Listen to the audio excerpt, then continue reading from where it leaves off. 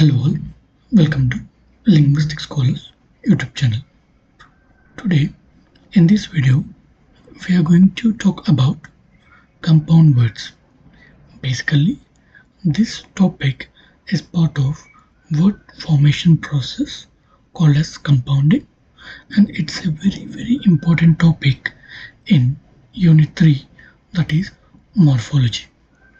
If you observe in our YouTube channel, the videos which are released are not in a order of units wise or in a structured way, because in the examination they are not going to ask you unit wise. They place the questions very randomly. As a result, the videos in this YouTube channel are also going to be released in a random way, so that by watching the videos randomly and revising the concept randomly across the unit, it become easy for you to adapt in the examination, and it make you more comfortable rather than feeling very random in the examination. People tend to read in a linear order, which is not a good choice. It is better to follow the very random approach for the exam, so that your brain adapted for the random and surprising questions. So now we will gonna start with this topic. This is going to be first video on morphology, okay, on word formation processes. Okay, so please do not forget to take notes so that it become easy for you to revise for the examination. And this process is called compounding. A compounding is a word formation process that involves at least two base forms. You only compound when there are at least two forms, right? At least two morphemes. These morphemes are in the relation of compounding and they become bases. There are two major types based on the position: right-handed compounds, left-handed compounds. In the right-handed compound, the right side base word defines the meaning or act as aid. As you can see here in the word bedroom, bathroom, roommate, this is the right side compound. This is defining the meaning and acting as aid. What room it is a bedroom. What room it is a bathroom. What type of mate is a roommate, is a classmate. Okay, he is a pub mate. So here the mate is the head. Mate is what defining the meaning of the compound, okay, which is on the right side, right? So such type of compounds are all called right-handed compounds. And in the left-handed compounds, the left side base word defines the meaning or act as the head of the compound. Okay, here the left, attorney, notary, commander, or the heads, okay, or the heads which are on the left side.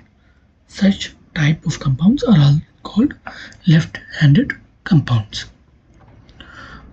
What we have looked, right-handed and left-handed, are based on the position of the head, but based on the meaning we have some other types. We are going to talk one by one. Endocentric compounds. The compound's meaning is inside the lexical meaning of the words. You derive the meaning of the compound by the word presence itself in the compound.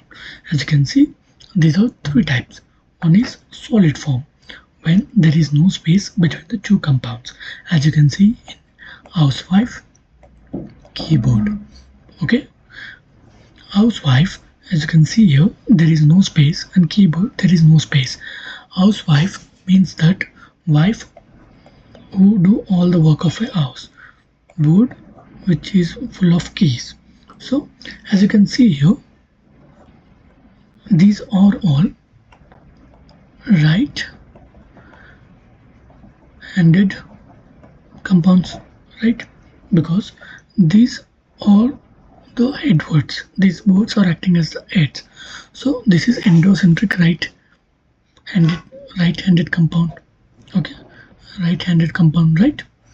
And next we have hyphenated forms, as in mother-in-law, where there is hyphens in between, and space forms, where there is a space between the two compounds, as you can see in the distance learning lawn tennis. And these type of compounds where the meaning is inside the lexical items present in the compound, and these are further divided into three: solid, hyphenated, and space. Solid means no space between the two compounds. Hyphenated means there is a hyphen between the compounds, and there is the space between the component words in the space forms. Okay. And next, exocentric, where the compound's meaning is outside the lexical meaning of the word. It does not explicitly express the meaning. These terms commonly listed in the dictionary, but whereas the endocentric do not listed in the dictionary, especially such as these forms when they are compounding, but exocentric are always listed in the dictionary because they are other than the word, the lexical meaning of the words. As you can see, there is only one such type, that is solid, when there is no space between the two words involved in the process of compounding. Okay, as you can see, pickpocket. Pickpocket. There are two words, pick and pocket, but it does not mean that pick a pocket, right? It does not mean picking a pocket,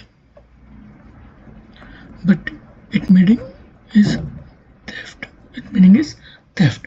And red skin, it does not mean that is red in skin, but is basically referring to Britishers. Okay, that's it for the exocentric compounds. And next we have neoclassical compounds. These are combinations of two or more bound roots of the classical origin. These are all talking about the words of the classical origin. As you can see, cran is a such type of neoclassical element. Okay, and it is combined with berry. So these neoclassical words behave as a term, but these are not independent words. Do you have any meaning? Do you think there is any meaning for the word cran in the cranberry if there is no berry? No, there is no word exist as cran, right? So they are not an independent words.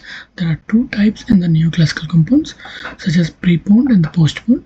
Preponed is simply mean that the neoclassical element is present at the beginning, as in mini skirt, and post is neoclassical elements are present at the end, as in speedometer, meter, as in meter in speedometer. Okay, and there is last type of component, that is copulative compounds, representation of a coordinated relation between the two concepts. Basically, two or more concepts that are both attributed simultaneously to one individual, as we mostly seen that in most of the films, writer, producer and director, which is referring to one individual. Such type of compounds are called copulative compounds. So we are going to make more videos in the 10 units of linguistics for UGC NET examination. So if you have any doubt with regard to any topic in linguistics and applied linguistics, you can write to us netjrfscholars@gmail.com. So this is the first video in the morphology. We are going to make more videos in all the units. Please subscribe to our channel for more interesting videos on linguistics and applied linguistics. Thank you.